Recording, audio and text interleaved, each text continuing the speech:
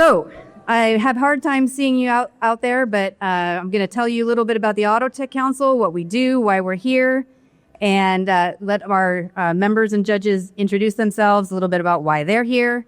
And then we get some really good, interesting startups who are going to give you a really fast version of what they're working on. The Autotech Council is a community. It's a group of car makers and tier one vendors and mobility investors who are looking for new technology, new startups, new innovation from outside their four walls, right? They're looking for startups. They're looking for new ideas that will help them make better cars, make better mobility services. And a lot of them over the past 10 or 15 years have realized they can't invent everything inside, that they need to work with the venture-funded community, the academic community, other startups and other vendors. And that's what the Autotech Council does. We put them together in a room to meet each other. Then we're done. That's kind of the easy part. The hard part is when Volkswagen says, I really like this idea, I want to move forward. Now you've got to do NDAs and deal terms and POCs, and it just gets very complicated very fast. But be assured that companies, our members and companies like Volkswagen are invested in these relationships and making these POCs work. So that's why the Autotech Council exists. How we work, we meet in Silicon Valley every month. Our members are either in the room or they dial in, and they get a plethora of startup introductions of which they choose which technologies and which stages of company they want to partner with. So if you're interested in more about the Autotech Council, go to our website or grab me after. I'm happy to answer questions. With that, we have 3 representatives here from I call it the buy side. So the big tier ones that are looking to integrate and work with these new technologies in these startup companies. So I'm going to let them self-introduce. They each have a microphone. Just a little bit about why they're in the Valley and what their companies might be looking for. And then just to give you a heads up, our first company is working on CMOS sensors. So Visionary.ai, if you're around, you'll be after the introductions, all right? Thank you. Mark, let's start with you. Thank you. So Mark Hoops from Lattice Semiconductor. I run the automotive business segment there, and Lattice makes field programmable gate arrays. It's programmable logic devices, quite often used in early stage development for projects. So we're working a lot with early stage customers and very interested in working with them. Thank you. All right. My name is Stefan Selhusen. I'm with Bosch USA. We at Bosch, we work on automated driving solutions and been doing that for quite a while. And for us, the reason to be here in the Bay Area is when you want to do automated driving, you need to be in the Champions League. And so we have a team here gathering all the expertise, also looking at the innovation that's happening here. And with that, getting competitive solutions. Thank you. Hi, everybody. My name is Hugo Pixin. Worked at Forvia previously, taking care of ShyTech. So working on UX, ShyTech, and basically fostering innovation in the Bay Area, taking care to make sure startups are shown well with the right POCs to be visible across the group, to make sure they can be onboarded for future automotive businesses. Great. So thank you. So that's a little snippet of the kinds of companies they're looking for, why they're in the Valley, why they're part of this innovation ecosystem. So with that, we've got our first company is Visionary.ai. Come on up. You'll see on the podium here, you have a clicker. And in front here, you've got a timer. So this is a little bit like Shark Tank. They've got a very short window to make their best pitch. And then we'll take questions from our members here. So over to you. Great. So I'm Dave Jarmon. Thank you very much for inviting me. So the name of my presentation, the focus of our company is every camera will evolve to AI-based ISPs. And I think this is highly relevant to both the Autotech Council and also, especially here at Sensors Converge, for everyone on the image side. So first, I want to start with a short historical perspective, a little bit further back in the image processing pipeline. We're focused in the front of the image pipeline, right behind the sensor. Behind that, something everyone can relate to is the computer vision that has, in the last 10 years, transitioned from mathematical techniques to AI that's powering everything from the face detection at the airport, the face recognition, and the to the Waymo vehicles that are autonomous. But before that, if we go back even further, computer vision was based on mathematical techniques. And our founder was part of that transition 20 years ago, a little bit more than 20 years ago. He was at what was then a tiny company in 2004, Mobileye. And he was working on a revolutionary concept then, which was taking AI and applying AI to computer vision. And 10 years later, that's where the whole industry moved. 5 years ago, he founded Visionary to do the same thing to the image pipeline. And the image pipeline is still today using 40-year-old technology, which is a mathematical-based technique to model the variety of image sensors and produce the data that can be processed either visually that we can look at if it's from a camera or to the computer vision pipeline. But to solve this problem, there were three fundamental technologies that the company developed over the 5 years. The first and most important is a technique for using for determining the ground truth of the image, which we patented in the raw domain. The second is a very efficient network that can run on any platform. And the third is a efficient way to train these networks. So this technology has been deployed already in a variety of applications. I'll highlight a couple of those in medical. We have a customer in medical robotics that's applying color science to show doctors a better view for more accurate surgery. In professional photography for Hollywood-level videos and still images, enhancing the overall image quality. And then in automotive, being able to enhance the computer vision algorithms, particularly in the most challenging lighting conditions, like low light, bright lights, bright backlight, merging multiple image sensors. And then finally, we couldn't do this without our partners. We have great partners that we've developed in the short history of the company. We're partnered with Qualcomm for as their official low light solution. This is for Android-based flagship smartphones for low light. And then Lenovo launched a product in CES that's the world's first under-display camera in their Yoga Slim i9, which is the powered by Visionary. We've raised $10 million to date, $10 million in revenue, and then we're working on a strategic investment round for this fall. And then I encourage everyone to come and see me afterwards. I brought my portable demo.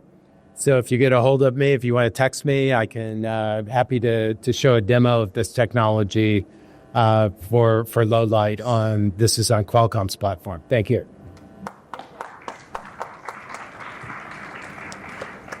All right. Do we have any urgent questions or shall I call on you? Mark, over to you. Well, thank you for the presentation. That was great. Can you touch a little bit more on where your focus is in terms of using AI in the cameras for ISP?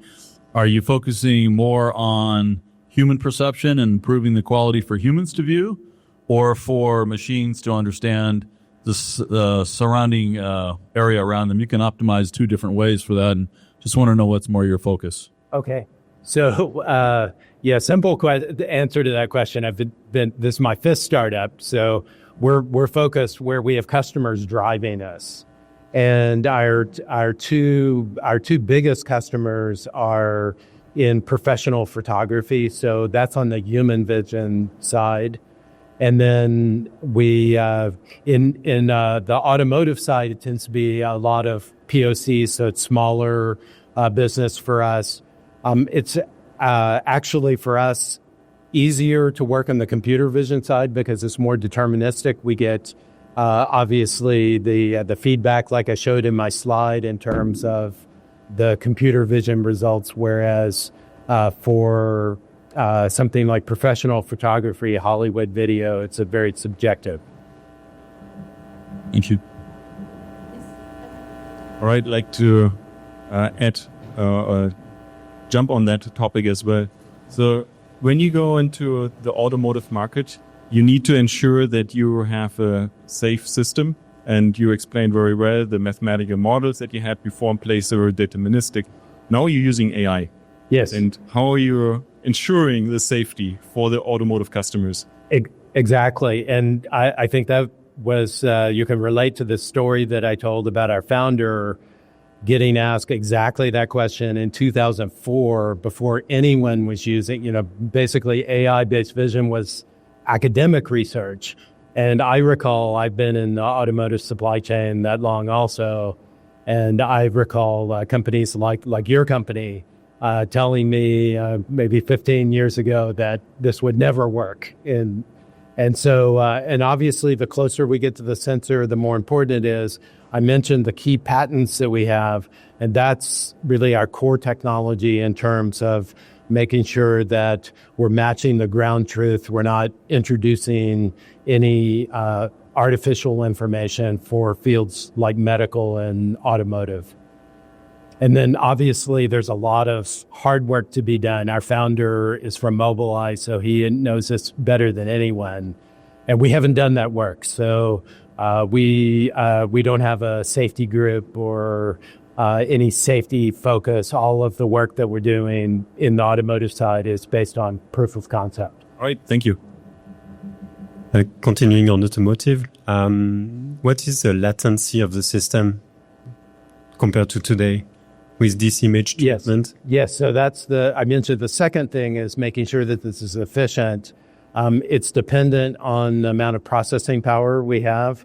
Fortunately, most SoCs, if we're taking a software approach and we're running on the SoC like Qualcomm, they have a large amount of processing power on a professional camera, and we can process in real time for example, large image size, 60, 120 frames per second with maybe a quarter frame of latency. But the processing power was related to the number of pixels that we're processing. Great. Hey, thank you.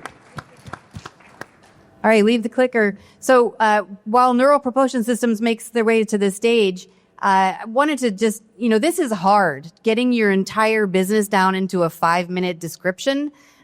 Especially you have a variety of corporates who might be interested in different parts of what you're working on. So this is not an easy job, and applause to these guys for working it out. So this next company is working on high def radar. I'll let you HD radar, and I'll let you go ahead and tell us what you're working on. There's a timer here, and over to you. Thanks everyone. Nice to meet you. Thanks to the audience. So what we do, let me just get started. Okay, so we are a sensor company and doing radar as well. I'm going to briefly talk through what we are able to do, but also I'll have some specific content regarding the radar for automotive. But this next, so we are in semiconductor, automotive radar, and defense radar.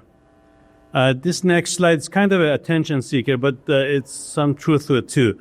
What we are doing is it's a AI application of AI and AI sensing, which basically you can think of as a physical AI. And there are some similarities to what DeepSeek accomplished in LLM to what we've been doing in the past 8 years. the technology came out of Caltech about 7.5, 8 years ago. All right, so briefly, what does that mean? Okay, what do we get out of this? Based on our technology, we can show mathematically that is optimal. And what does it mean in terms of optimality is that when you work on a radar system, you want to make sure that you are not going to miss anything. And you're making sure that if you're talking for resolution, it gets really near theoretical limit. You can't do better. There are rigorous mathematics that you go and you prove that. But in case of automotive, we've shown that we can get 10x improvement on normal radars. I have a video to show you. In terms of systems in defense, we have shown we can get what people in defense call sub-beam detection, meaning that your targets or multiple targets within a beam. We can achieve near theoretical limit that if you had to do it on supercomputers, it may take a few years. And on semiconductor, we've been able to participate with some companies working toward yields optimization. The similarities that I mentioned regarding DeepSeek, we've been working on this foundational mathematical framework called atomic norm, which came out again mid-2015-ish. And to speed that up, we had to speed up in order to make it cheap and affordable for the automotive segment. We've done 15,000x already in that speed up.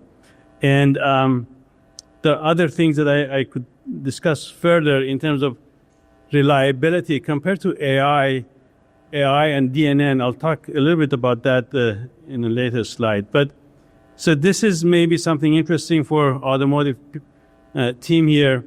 You can see the resolution of the radar signal over here, that you can separate the limbs and that picture, a dog and a leash, etc. So this is a radar with an aperture of 10 centimeter or 11 centimeter. For automotive, particularly as you're approaching high speed, more and more what we are hearing from our customers, they're looking at to be able to tell at high speed whether we can detect which the car is in which lane. Because if there's a car not in the right lane and you're going 65 miles an hour, or if there's a pedestrian on a lane, you want to be able to detect that. And at approximately 120 meters to 150 meters, if you're going 65 miles an hour. Otherwise, so that requires an angular resolution of roughly 0.3 degrees, which I want to briefly show you this slide deck or video. It's in Livermore around here. So you can see a car approaching a pedestrian next to a car. The picture to the right is a LiDAR. The picture to the next to it is our radar. The picture to the farthest left is a typical radar from, a tier one, a top tier one, with current technology. In the blue curve is the probability of detecting or separating a pedestrian next to a car, and the current state of art is the red line. So essentially, you won't be able to say if there was a pedestrian next to a car until you got around 25 meters, but we are able with 90% reliability see that around 150 meter or 160 meter. This is what I mentioned about radar defense. We're going to skip that, but it is something very important in current state of affairs. I don't want to get into too much details on the AI side of things, but the physical AI, which we really rely on behavior and mathematics of what's happening in the real world and why does it make sense, allows us to have a lot more reliability on what we are seeing, as opposed to only focusing on the training on large amount of data. Okay, so I skip and that's it. I think.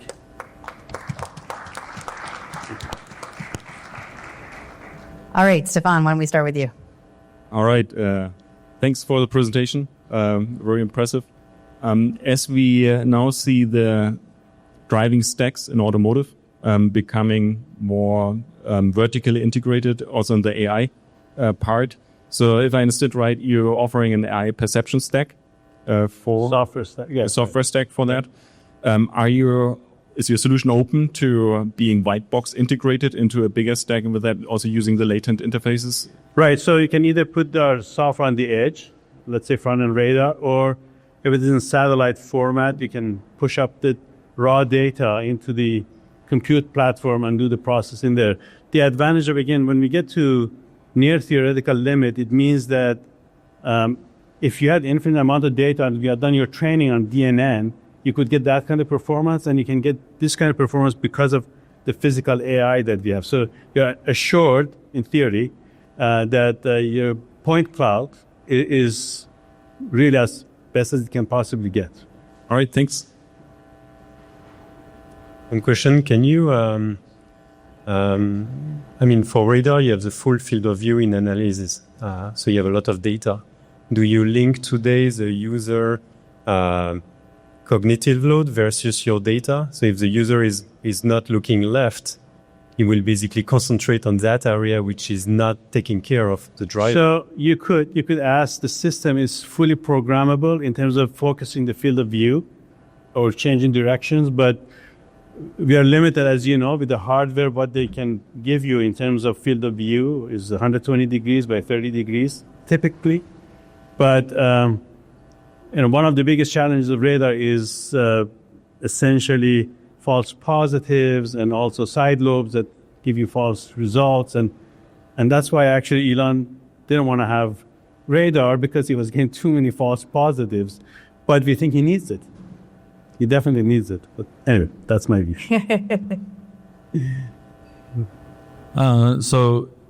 Just curious about the performance. Looks fantastic. In terms of the processing power needed, do you see it being able to be done in the unit or more on central compute or some mix? Can you give an idea of what kind of workload it would present to the compute unit?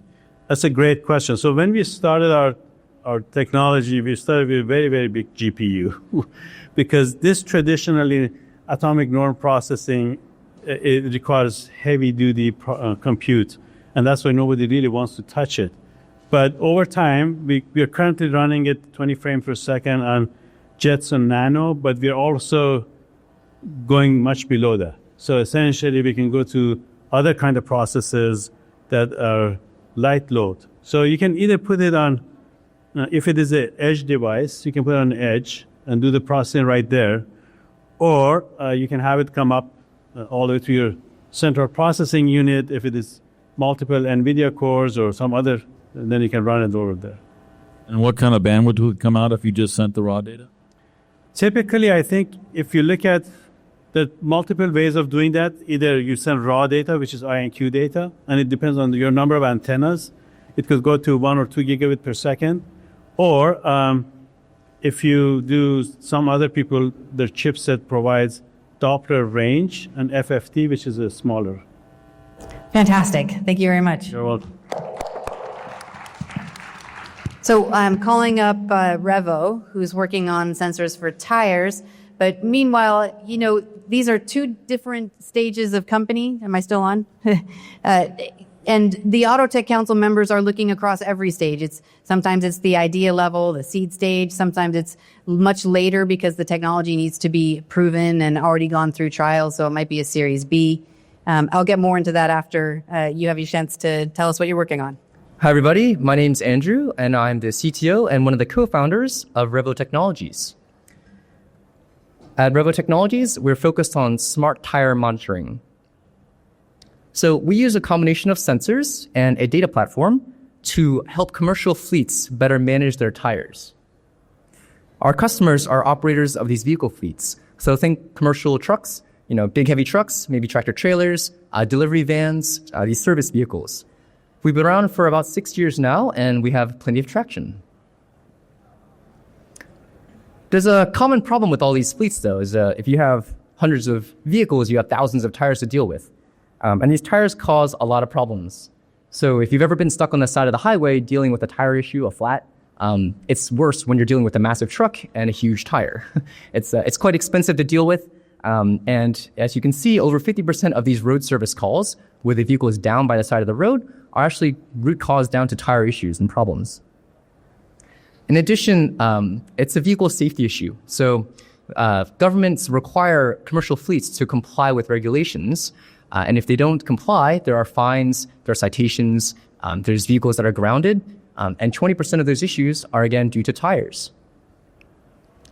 We've looked across all of our customers, and if you have 300 vehicles, you probably have thousands of tires to deal with. And on average, we see 378 tire issues for this typical size fleet within a single month. It's a lot of problems to deal with. These tires, they're impacting the vehicle uptime, they're impacting safety, the fuel efficiency. There's a lot of problems with tires. So traditionally, folks deal with these problems by using pencil and paper. They're literally taking handwritten notes about tires and reporting them to a fleet manager who can then take operational decisions on this. But this is extremely error-prone, right? This is they're not even using tablets or mobile devices just because tires are very difficult to work with. There's a very messy job, and you don't really want to be smudging screens around. So what we've done is we've taken sensor technology and we've applied it to this space to automate the tire data collection, bring it into a cloud offering, and provide insights and real-time alerting to people when there's problems on these tires. My company, we've created 3 different variants of our sensor technology. The first sensor that we patented is what we call the Revo Pro. This sensor is installed directly on the inner liner of a tire. It's a unique opportunity because that's literally where the rubber meets the road. It's the only point of contact between the vehicle and the road surface. And there's quite a lot of information that we can glean from that point. The second sensor solution we have is called the wheel sensor, and this is attached to the metal wheel instead. So it's a little more permanent. As you replace a tire, it'll stay on the vehicle instead. And our last product is called the Revo Valve. It is a valve stem sensor that's super easy to install in seconds. The data from these sensors is piped through a gateway on the vehicles to our cloud, and we have a couple different gateway options. One of them is installed inside the cab of a vehicle. That has challenges because you're trying to take data from outside the vehicle and bring it into the vehicle, but there's ways to solve that. The second option is actually installed outside of a vehicle, where you have to deal with harsh weather conditions, external factors. And then the last one is actually, we do a lot of integrations. And so some vehicles are already connected to the cloud. These are telematics providers, and we have hardware that can interface with them directly to bring our sensor data into our cloud. Once you have all that data collected into a cloud, you can do a lot of analyses, right? And so this is a single data source that unlocks quite a lot of potential. People are interested, obviously, in tire pressure, but the depth of the tread on a tire is of high interest. The temperature of a tire can tell you a lot about the operational behavior and the risk of failure on that tire. And we can even identify how much load is pressing down on a tire in real time. So we've deployed to quite a few customers across different spaces, different vehicle types, and there are some common problems that they're using our solution to tackle. Downtime, vehicle downtime, huge issue. If you're not using your vehicles, that vehicle utilization is just wasted. And so we've shown that we can reduce your downtime significantly. Increasing tire life just reduces your tire expenditures, so it's straight up CapEx cost right there, right? So the ROI is very clear. And one I'll highlight, which is of interest, is fuel economy. So the better you maintain your tires, the better fuel you get, actually. And on these massive fleets, a minor percentage saving on fuel is huge, just in terms of ROI.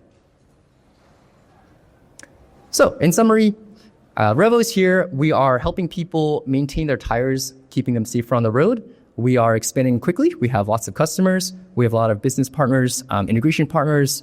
We're happy to work with vehicle manufacturers, tire manufacturers, sensor manufacturers.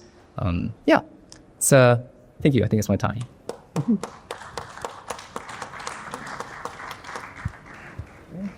I got a question. So it's quite interesting to see that it may be a solution to avoid a car case of tires on the highway, if we can prevent them before they snap. What type of sensor did you use, and did you explore the resonance frequency? I saw that you look at the tire thread, but... Yeah, great question. So the type of sensor we use, the type of modalities that we can sense, the pressure, the temperature, and then the motion of the tire actually is sampled at a certain rate. So your question about the resonant frequency of a tire, can it indicate issues with the tire? It's a great question, and that is something that we do look into in our data set. Yes. Mm-hmm. I have a question to the business case.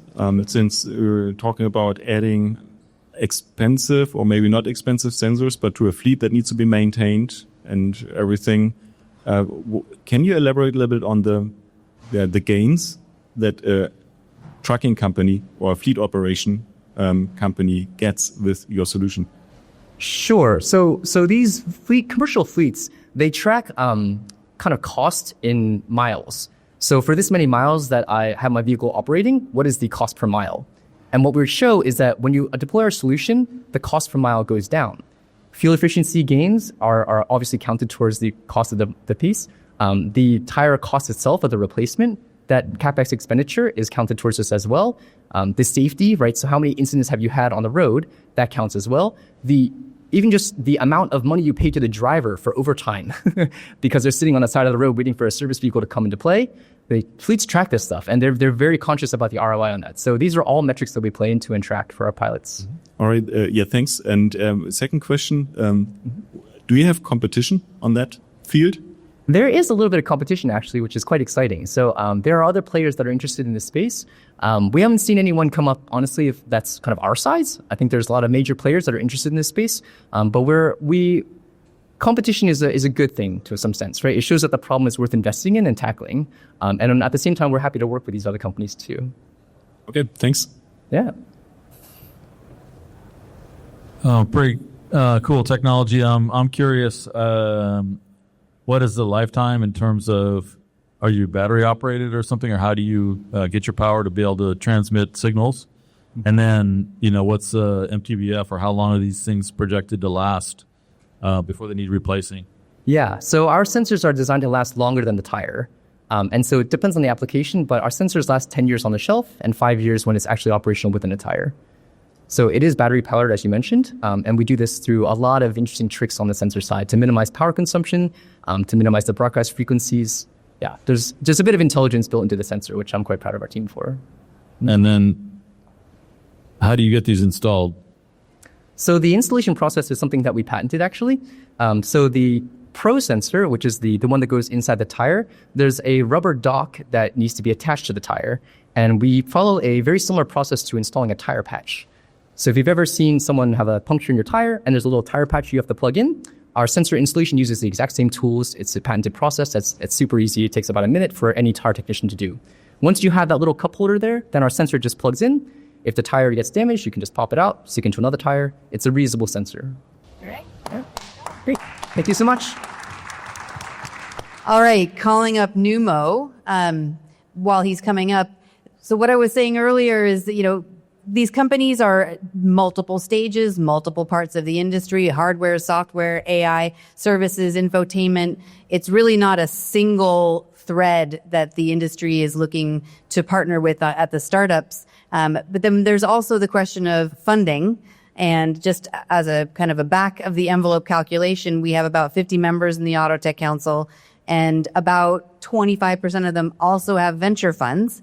And so when a company comes in who's really early and maybe at the stage of raising money, there's an avenue that way in the industry as well to make that first step with partnerships. So over to you, Neil. Good afternoon, panel. Good afternoon, everyone. I'll stay closer to here. Yeah, better. Okay. Yeah, when anybody ever starts talking about they're developing a brand new sensor, it generally solicits one of two, there we go, better. It solicits one of two reactions. So it's either not another sensor, or the second one is, oh, cool, a new sensor. What new things can you unlock? So hopefully most of you are in that second camp. Because at Numo, we're not just adding another sensor to the pile. We're unlocking a whole new level of driver insights that's going to power the smart car of tomorrow. So what do? So we measure the condition and cognitive state of drivers in real time using contactless brainwave sensing. So this is building on decades of science of EEG, but our breakthrough is in that you don't have to wear anything. So there's no skull cap, there's no wearable. We have a sensor that actually goes hidden discreetly inside the headrest and can read the brain activity from a small distance. It's completely passive, so we're not emitting anything. maybe. So we're not emitting or radiating anything. We are just listening, just like a microphone is listening. I'm going to use this one, okay? All right. So yeah, so now for the first time we can glean insights from the brain practically in a vehicle. And so we're able to unlock this very valuable data set, this neuro data set, which can reveal a whole variety of different insights. So most of the car accidents are caused by human error. Car makers and also fleets have started adding cameras to help identify risky behavior, help reduce accidents. But cameras have limitations. So cameras can only detect 2 of the major reasons people cause accidents. So they actually do a good job of physical distraction, and that is somebody using a phone while they're driving or their eyes are off the road. But the second item is fatigue or drowsiness. The camera does an okay job of this. So cameras generally detect late in the process, and there are a lot of false positives for a variety of different reasons. So one of the great things about our sensor is that we can actually measure a wide variety of attributes. And we can actually detect most of the human error that causes accident. So just kind of starting down there, you can kind of see, so impairment is alcohol or drug intoxication. So we can detect that with our sensor. So we can detect fatigue or drowsiness. So earlier than a camera. So think of yourself, you get tired first in your head and eventually you'll show it in your face. So we can see that fatigue taking place earlier. We can detect cognitive distraction or daydreaming. So if somebody's eyes are on the road, but their mind is not on the driving task, we can detect that. And we can also detect medical emergencies, which is the onset of maybe a stroke, a seizure, or a heart attack. So for any car maker or fleet that's kind of serious about improving their quality, improving their safety, we think fusing pneumo data with a camera is going to provide this ultimate in-driver insights. But it goes beyond just safety. So just quickly on the right-hand side, we have a variety of other attributes that we can support. So we can support a variety of experiences related to health and wellness. So we can measure relaxation. That could be a cool feature. We biosense, the car actuates to get you more relaxed. We can also measure things like emotions, which could also be very valuable for infotainment features. Just quickly, so there's 2 elements to our solution. We have a low-cost sensor going into the headrest. We've also an intelligent piece of software. The sensor is very simple. It's using pretty much standard electronics components, and our plan is to have that developed by a proven tier 1 supplier. The SDK will run on a car computer, so there's ADAS domain controller or some car computer, and that will evolve over time. So we will add more attributes and we'll improve on the performance. So it's going to be a platform that's going to evolve over time. Just quickly, so we have patented contactless EEG. On validation, so we have independent study done by University of Connecticut. They did a study comparing our fatigue, the full system, in comparison with a professional grade camera. The result of that is we detect fatigue minutes earlier than the camera. So that conclusion where you feel it first.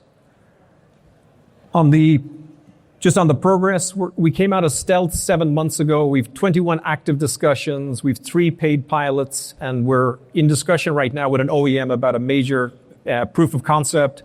And we'll have a variety of demos with tier 1s at this upcoming CES. So for anybody interested in partnering, so OEMs and tier 1s, so we have evaluation kits available, and you can experience it firsthand. If there's any tier 1s that are interested in doing a fusion collaboration, we're wide open to that. So bringing visual cues and neurocognitive data together. And we are also going to be raising a seed round here soon. And we'd love, if there's any investors here, we'd love to connect and see if there's a fit. So it really, in conclusion, yeah, so we're on a mission to make every journey safer, less stressful, and more fun. And we think we're going to do that through deeper insights into the human behind the wheel. Thank you.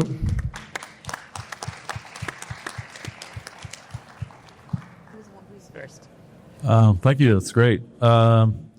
I'm curious about two things. One is, what's the sensitivity of the detection range in terms of if drivers leaning forward versus sitting back and being close to the headrest? The quick answer is up to 12 inches, so 30 centimeters. So from the head to the headrest, yeah. And then, without giving away any numbers, are you going to be competitive with a camera, let's say, in terms of overall cost to the system?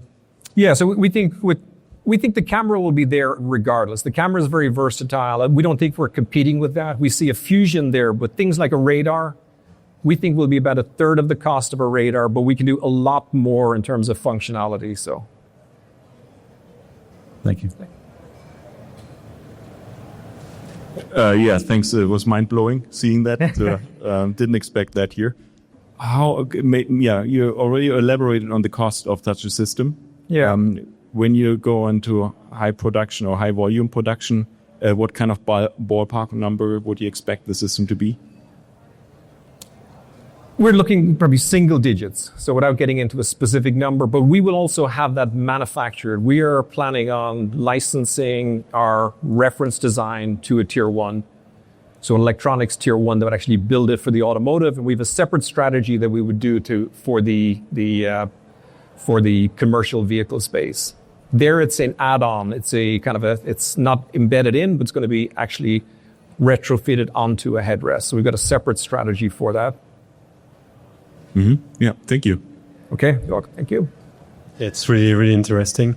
How do you, or did you explore the bond with the user experience on board, basically, how to detect the current state of mind of the user and connect the car in according? Yeah, so we're focused on our attributes and measuring. Mostly we're measuring 1 to 10. So again, drowsiness from being alert, a 1 to a 9 being your fighting sleep.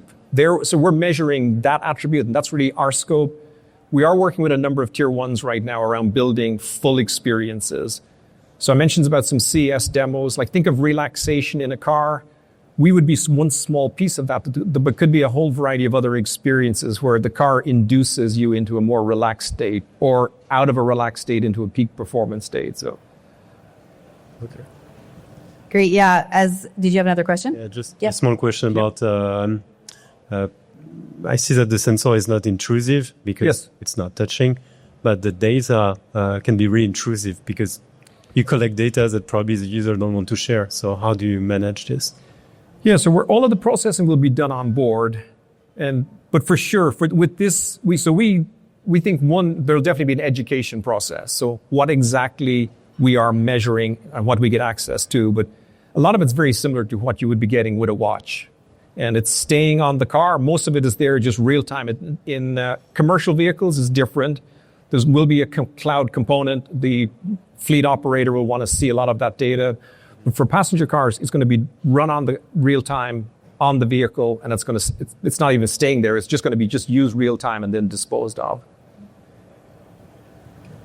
One last question: how compute heavy is this detection? Very, very light. So we haven't finalized an exact number, but in terms of comparison with a camera, probably a fraction, a tenth or more of what a camera, one single camera processing would be. Okay, thanks. All right, thank you. All right, that's all the questions we have. Thank you, Neil. Our next presenter is Zendar. You can make your way forward. Please, green button for go. A quick look at the Autotech Council community. We do meet in Silicon Valley every month. It's about 50 different corporates, but not all of them have base in Silicon Valley. Some of them are dialing in from Europe or from Detroit. And the same thing goes with the startup community. We don't just look at California startups. In fact, a lot of the companies that you've seen here today are traveling in from elsewhere. And we're taking advantage of the fact that Silicon Valley is a kind of a magnet for both the innovators and the corporates who are looking for innovators. Whether or not they're based here, there's a lot of action, and so we take advantage of that at our meetings. So over to you. Let's hear what you got. Yeah, so Zendar is actually based in Berkeley here. We have development centers in Germany as well as in Paris, and we work in India, so we're sort of growing our global scope. And let me tell you a little bit about what we do. So here I'm going to talk about semantic radar perception. So what we do at Zendar is we've built a AI perception model specifically for RF spectrum data, and we do this all in an embedded system for automotive. So we take the spectrum data from the radar, which is about 100 times richer than a point detection-based model of perception, and we pass that through a neural network. And what we get on the other end is an output of objects and their properties. So we get bounding boxes, velocity. We're able to localize things very highly precise and produce an advanced scene understanding that just simply wasn't possible or isn't possible with today's production radars. So to elaborate a little bit more on the difference between today's industry standard and what we're doing at Zendar, traditional perception in automotive radar involves a point cloud and producing that point cloud from the raw radar data. It's a reductive process of filtering through the data to get you something that you think you're looking for.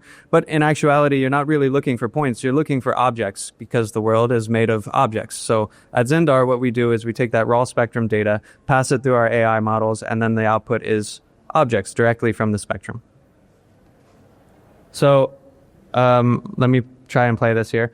So this is a video moving half speed that visualizes our semantic spectrum technology. On the bottom is semantic spectrum. On the top is a traditional point cloud model, and in the middle is a reference of the camera. So what I want you guys to pay attention to is all these stationary vehicles on the left-hand side.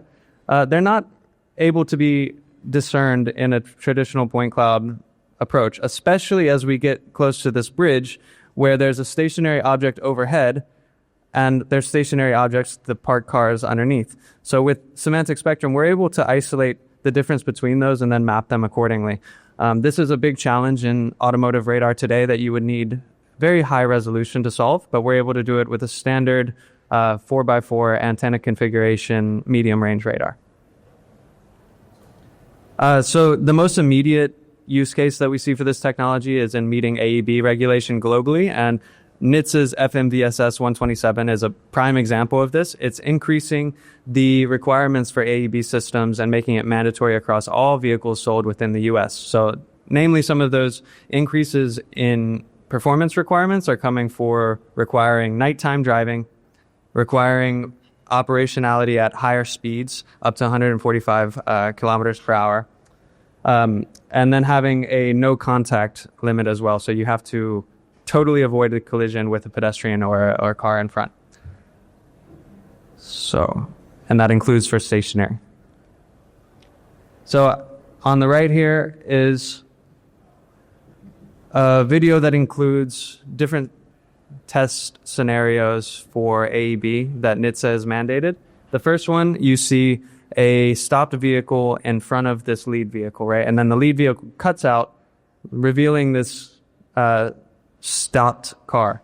Very common on the highways. You get stopped traffic, people cut out. You need to be able to solve this and at long enough range to handle the high speeds. So we're able to do it actually at 100 meters. Another scenario here is the stationary pedestrian. And this has to be tested at night, so you need to be able to see the pedestrian at fairly long range because it tests up to 45 miles per hour.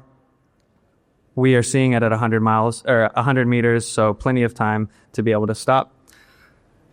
Another example here is the pedestrian occlusion, so being able to understand when a pedestrian is a potential hazard, even if it's not in front of your lane and even if it's not currently moving, because you have very limited reaction time to be able to stop for this particular scenario.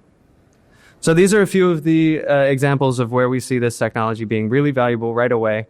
False positives are also another test requirement that we're going to be able to solve with this as well. I'll skip through that, but if you want to review it, you can in your own time. Now, something that's come up in questions today has been, what is your compute requirements and how do you adapt to the industry as it stands currently? And I'm happy to be able to say that we're able to work with existing radar hardware, existing ECUs, and existing comm lines. So by effectively managing the spectrum data and figuring out what's relevant and what's not, we're able to send that data over a standard MRR radar sensor and then put it over 100 megabit Ethernet comm and then process it in a ECU that's either zonal or central. And when I say process it in an ECU, I mean a lightweight ECU. We can really do this model very, very efficiently down to 0.1 tops. So if you used a 5 radar system to get a full 360 degree coverage, you'd be looking at half a top, substantially less than any kind of camera model that's used in practice today. Another note about this model is that it generalizes really well across different geographies. I'm not going to play this entire video, but it's in the slides if you want to look at it. There's 3 different locations represented here. The first one that you're looking at now is from Berkeley. We also have development going on in India as well as in Europe, and scenes from all of those different locations are represented here, where you can see how do we handle complexity across different geographies. So, to summarize, we want to help the automotive industry unlock the spectrum advantage, which is using radar spectrum data in a new novel way combined with AI. With this approach, you're going to be able to meet AEB regulatory requirements at a very low cost, lower than other sensors like infrared or LiDAR that are aiming for solving these. Moving forward and looking towards L3 systems into the future, you're going to need a backup driver that's going to be able to handle minimum risk maneuvers, things like that, to get your passengers and your driver to safety in the event of a system failure when we're talking about unsupervised. So being able to do this in a compute efficient way means that you can add in the system to existing ADAS and autonomy stacks. And then finally, we're looking at how do we provide a scalable framework for ADAS across the globe, and that requires a model that's going to generalize well and also be efficient. And that's something that we hit on both with Semantic Spectrum.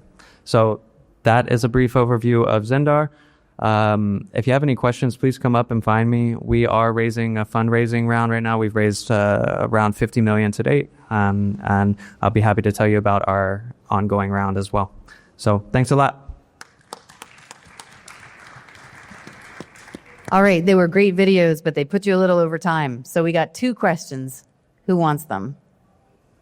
Start with Stefan. I basically have the same question as before. You're offering an AI perception stack. Are you offering this as a black box solution to potential integration into a bigger stack, or are you open also to do it white box?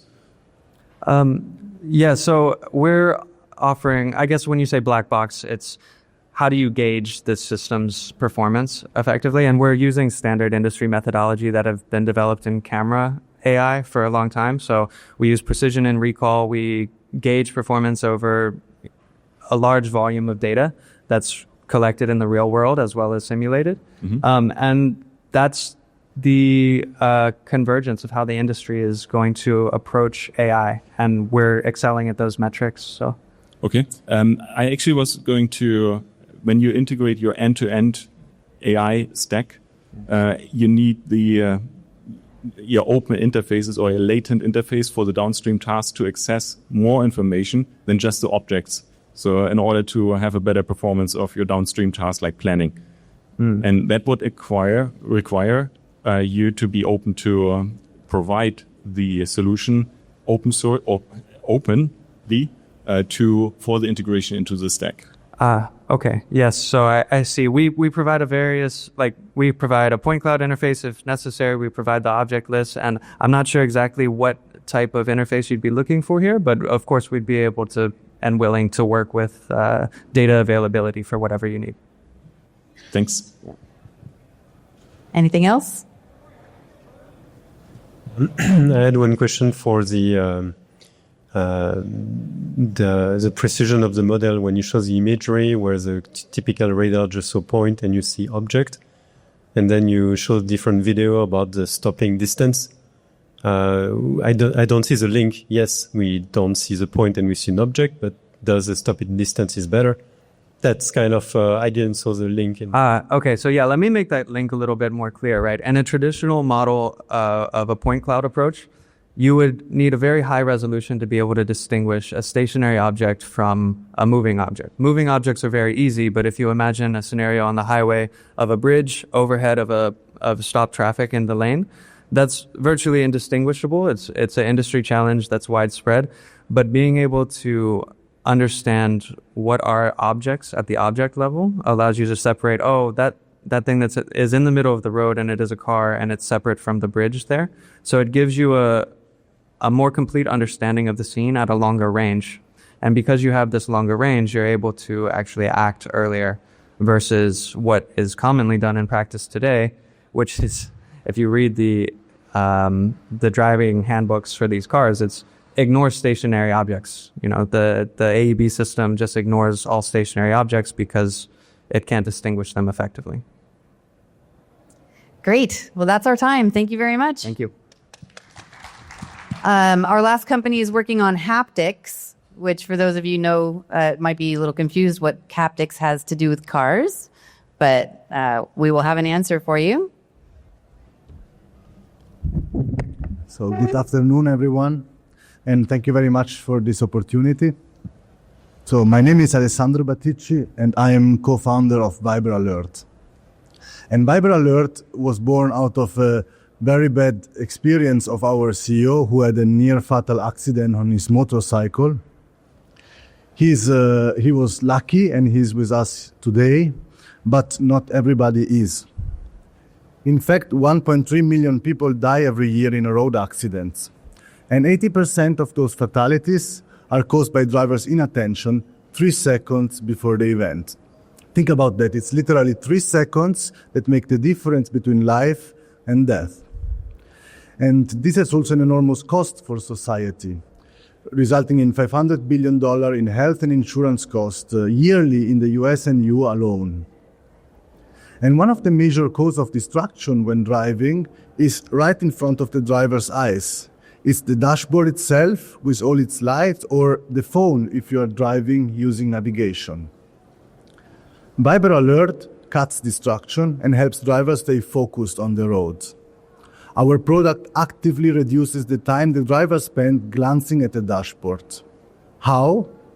By providing vibration feedback directly into the driver's seat to communicate alerts or key information in real time. So you feel information rather than watching it. Our integrated seats connect with the vehicle and translate data into vibration.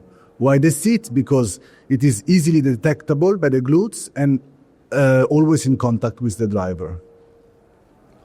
With 70 million new motorcycles and 100 million cars sold every year and 1.6 billion vehicles on the road right now, we see a multi-billion-dollar opportunity. And there is no competitor at the moment.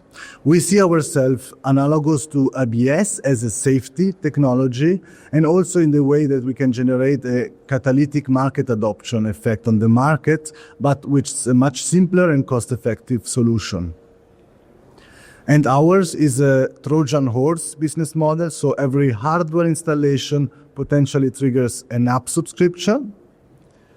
We address the OEM and manufacturers first, not only with our haptic interface, but also with our proprietary app, which delivers a unique haptic navigation system, which integrates with Google Maps or Waze or other navigation apps. But we see also a great opportunity in the aftermarket, exactly with this product, as well as working with insurance and ride-sharing companies. We successfully conducted 2 POCs, one with Ducati and one with Bosch. Ducati also signed an LOI with us to move forward. And we also signed an LOI with Corbin for our aftermarket solution and secured strategic partnerships for industrialization, R&D, and legal support. This is our team. We have experience in and beyond the automotive. I think we have 40 years combined experience in automotive only. And we own patents for this technology, so both for motorcycle and cars. And this is a new to market opportunity. So we are ready to take this. And we are currently raising our seed round and in the process of moving our headquarters here in California while maintaining our research hub in Italy. Thank you very much.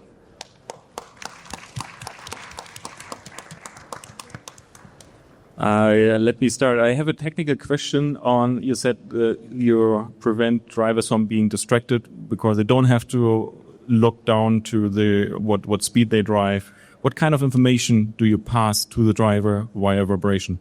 So in fact, we work with the OEM. So we can pass on the motorcycle, for example, it's turn signal left on, for example. So if you forget the turn signal, any alert from the dashboard, or it can be integrated with any ADAS system. So blind spot detection, advanced collision control, this can all be used with our system. The idea is very simple.